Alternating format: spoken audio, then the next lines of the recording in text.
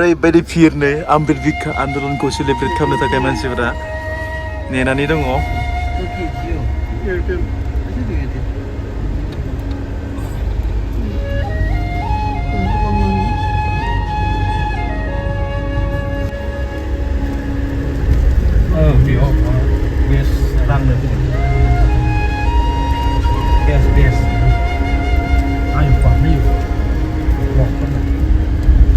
Vậy đó mà.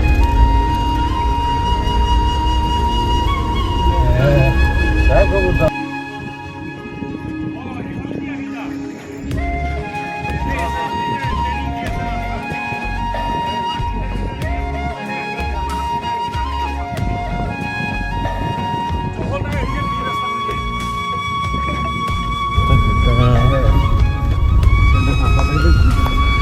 So guys, नै जोंबो मोनफैबाय आन्दलनावहा नै जोंबो आन्दलन खालामनोसै आरोना रायजोफोर। स' नोंथांमोनाबो नायलांबाय थादो जोङो बोरै आन्दलन खालामो। बेयाव सेखाबो गैया, दाहालबो गैया, सिलाइबो गैया, बमबो गैया।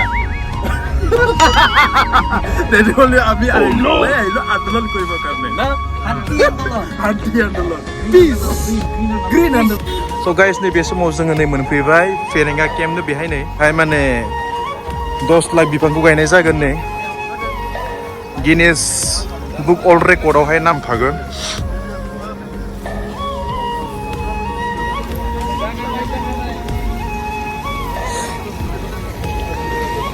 आयौ आयौ दै बारनोसै नै जों बे समाव मोजां दै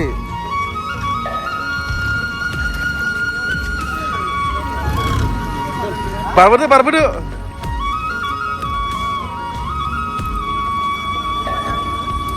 Kendala pindibai dulu, juta pindia boleh na.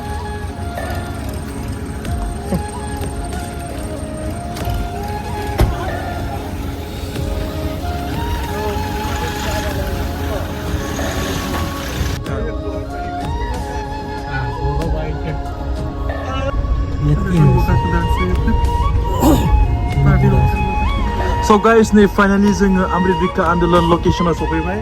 नोंथांमोना नुनो मोनदों नै बिथांमोना हाजिरामोन बेहायनो गाबोन ओपनिं खालामगोन। स' बिनि उनावनो गासै बेहाय 10 लाख बिफांफोरखौ नोंथांमोना गायनाय नुगोन। ना मा बुङो रायजोफोर? औ नोंथांमोना बोरै नांदों? जोबोद दुरन्दार।